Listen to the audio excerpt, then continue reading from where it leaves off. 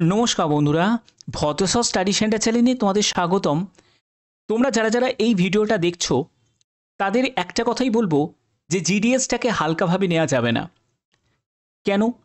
তার কারণ জিডিএসে কাজ করার পরে তোমাদের কি কি অ্যাডভান্টেজ আছে সেটা আজকের ভিডিওটা দেখলেই তোমরা বুঝতে পারবে। কারণ তোমরা অনেকেই আছো জিডিএসে আবেদন করতে গিয়েও অনেকে বলছো যে আবেদন করেই বা কী হবে, সিলেকশন হয়েই বা কী হবে, কারণ আমরা তো আর এমটিএসের মতো বেতন পাবো না। একটা কমপ্লিট যেরকম সেন্ট্রাল গভর্নমেন্টের চাকরিতে যেরকম বেতন পাওয়া যায়, যেরকম সম্মান পাওয়া যায়, সেরকম তো আর এখানে পাবো না। এখানে তো প্রচুর খাটতে হবে। তো এর জন্য অনেকে ভালো নাম্বার থাকা সত্ত্বেও অনেকে আবেদন করে না। আবার অনেকে আবেদন করলেও যদি সিলেকশন না হয় তাহলে পরবর্তী আবেদন না করার চিন্তাভাবনাই করে। তো আজকের এই ভিডিওটা দেখার পরে আমি বলতে পারি যে তোমাদের অনেকেরই মনের মধ্যে হবে যে জিডিএসটা একেবারে হালকাভাবে নেওয়া যাবে না, জিডিএসে চাকরি করার ইম্পর্টেন্স কিন্তু অনেকটাই আছে। তো চলো, তো এখানে আমি তোমাদের একদম অফিসিয়ালি একটা পিডিএফে নিয়ে চলে যাচ্ছি। তোমরা এখানটা এই পিডিএফটা দেখো, যেখানে government of India ministry of communication department of পোস্টের তরফ থেকে দেখো। তোমরা এখানে যদি নোটিশটা দেখো, এই নোটিশে কি বলা হচ্ছে? নোটিশে বলছে যে syllabus and pattern examination conduct department of post appointment post of MTS, postman, mail guard, postal assistant, sorting assistant. দেখো, পোস্টাল অ্যাসিস্ট্যান্ট আর সর্টিং অ্যাসিস্ট্যান্ট যেটা তোমাদের সিজিএল এর মাধ্যমে নিয়োগ হয়, ঠিক আছে? এবার তোমরা যারা যারা জিডিএসটাকে হালকাভাবে নিচ্ছ, তোমরা জানো যে জিডিএসে তুমি যদি একবার সিলেকশন পেয়ে যাও, তুমি জিডিএস থেকে কোন কোন পোস্টের জন্য তুমি নির্বাচিত হতে পারবে ডিপার্টমেন্টাল এক্সাম দিয়ে, সেটা তুমি এমটিএসে চলে যেতে পারবে। তারপরে তুমি আবার এমটিএস থেকে তুমি পোস্টম্যান, মেল গার্ড, এই সব পোস্টগুলোতে তুমি চলে যেতে পারবে। তারপরে তুমি সর্টিং অ্যাসিস্ট্যান্ট, পোস্টাল অ্যাসিস্ট্যান্টের মতো গুরুত্বপূর্ণ পোস্টেও কিন্তু তুমি চলে যেতে পারবে। তো তার জন্য তুমি যদি এই নোটিশটা দেখো, তোমরা দেখতে পাবে যেখানে বলছে যে এমটিএস উইথ 2 ইয়ার্স যদি তুমি সার্ভিস দাও, মানে তুমি যদি 2 বছর সার্ভিস করো এমটিএসে, তাহলে তুমি পোস্টম্যান, মেল গার্ডে তুমি কম্পিটিটিভ এক্সামে তুমি বসতে পারবে, ডিপার্টমেন্টাল কম্পিটিটিভ এক্সামিনেশনে বসতে পারবে এবং প্রমোশন তুমি পাবে। তুমি যদি জিডিএস পোস্টে যদি 4 বছর সার্ভিস করো, তাহলে তুমি পোস্টম্যান, মেল গার্ড যে পোস্টের জন্য তুমি নির্বাচিত হয়ে যাবে, তুমি ডিপার্টমেন্টাল এক্সাম দিতে পারবে। জিডিএসে তুমি যদি মিনিমাম 2 বছর যদি সার্ভিস করো, তাহলে তুমি এমটিএস পোস্টের জন্য তুমি সিলেক্ট হতে পারবে, ঠিক আছে? তো এবার এখান থেকে আমরা এটাই বুঝতে পারলাম যে জিডিএস থেকে অনেকগুলো ভেরিয়াস পোস্টে কিন্তু ডিপার্টমেন্টাল এক্সাম দিয়ে প্রমোশন পাওয়া যায়। এবার মেন ব্যাপার হচ্ছে যে এখানে যে পোস্টগুলোতে তোমাদের সিজিএল এর মাধ্যমে, যেমন হচ্ছে পোস্টাল অ্যাসিস্ট্যান্ট আছে, সর্টিং অ্যাসিস্ট্যান্ট আছে, এই যে গুরুত্বপূর্ণ দুটো পোস্ট আছে, এই পোস্টগুলো কিন্তু তোমাদের সিজিএল এক্সাম দিয়েই কিন্তু হয়। কিন্তু এই সব পোস্টগুলো, এই সব গুরুত্বপূর্ণ পোস্টগুলোও কিন্তু জিডিএস এর মাধ্যমে প্রমোশন পাওয়া যায়, ঠিক আছে? এই নোটিশটা তুমি যদি দেখো, তুমি বুঝতে পারবে যে জিডিএস এর ক্ষমতা কত। একটা জিডিএসে তুমি যদি চাকরি পাও, অনেকে বেতন দেখে বা বেতন দেখে অনেকেই বলে যে জিডিএসে চাকরি করে কি হবে। এই নোটিশটা ভালো করে তুমি পড়লেই বুঝতে পারবে। এখানে বলা হচ্ছে যে competitive examination for recruitment to the cadre of postal assistant and sorting assistant from GDS, অর্থাৎ জিডিএস থেকে তোমাদের ডিপার্টমেন্টালভাবে এলডিসি এক্সাম দিয়ে তুমি পোস্টাল অ্যাসিস্ট্যান্ট, সর্টিং অ্যাসিস্ট্যান্টে ডাইরেক্ট যেতে পারবে, যার এক্সাম কবে হবে? 20 জুলাই 2025।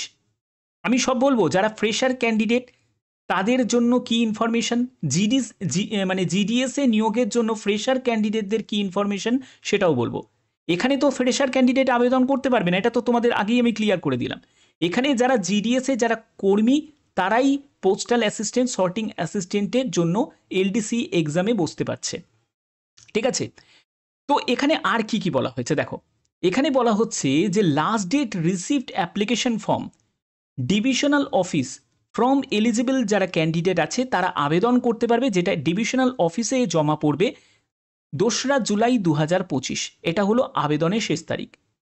এবং এই যে অ্যাপ্লিকেশন ফর্ম তুমি যে ফিল আপ করলে, সেটা রিজিওনাল অফিস থেকে চলে যাবে ডিভিশনাল অফিসে, ঠিক আছে? বিভিন্ন ইউনিটে চলে যাবে 7ই জুলাই 2025। এবার received duly field application form at, মানে যেসব পোস্টাল সার্কেল আছে, সার্কেল অফিস থেকে আবার রিজিওনাল অফিসে চলে যাবে সেটা ভেরিফাই হওয়ার জন্য 10ই জুলাই 2025 এবং অ্যাডমিট কার্ড, যে পরীক্ষার জন্য এলিজিবল ক্যান্ডিডেটরা অ্যাডমিট কার্ড ইস্যু করতে পারবে 14ই জুলাই 2025 এবং তোমাদের 20 জুলাই 2025-এ এক্সাম কন্ডাক্ট হবে। আমরা এই জায়গাটা থেকে কি বুঝতে পারলাম? এই জায়গাটা থেকে এটাই বুঝতে পারলাম যে জিডিএসের, তোমাদের আমি বলেছি যে জিডিএসের 2বার করে নোটিফিকেশন রিলিজ হয়, বছরে 2বার করে। তাহলে জানুয়ারি মাসের নোটিফিকেশন রিলিজ হয়ে গেছে এবং তার যে থার্ড লিস্টও জারি হয়ে গেছে, ঠিক আছে? তাহলে নতুন নোটিফিকেশন কবে জারি হবে? নতুন নোটিফিকেশন তোমাদের জারি হবে 20 জুলাইয়ের পরে, অর্থাৎ আফটার 20 জুলাই 2025, ঠিক আছে? 20 জুলাইয়ের পরেই কিন্তু তোমাদের নোটিফিকেশন রিলিজ হবে, এটা একদম কনফার্ম, ঠিক আছে? কারণ এদিকের এক্সাম তোমাদের কমপ্লিট হবে, তারপরেই কিন্তু, কারণ দেখো একটা সিম্পল ব্যাপার আমি তোমাদের জাস্ট বোঝাচ্ছি, দেখো এই জায়গাটা বুঝে নাও। কেন?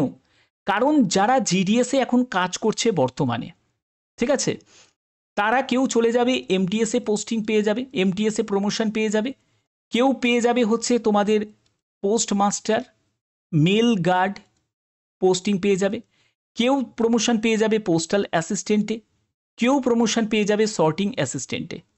তাহলে এই যে প্রমোশনগুলো পেয়ে যাবে, তাহলে যে জিডিএসের যে খালি অংশটা যেটা পড়ে থাকবে, এই খালি অংশটার জন্য নতুন যারা আবেদন করেছে, যারা রিক্রুট হয়েছে, যারা চান্স পেয়েছে, তারাই এই খালি জায়গাটা পূরণ করবে।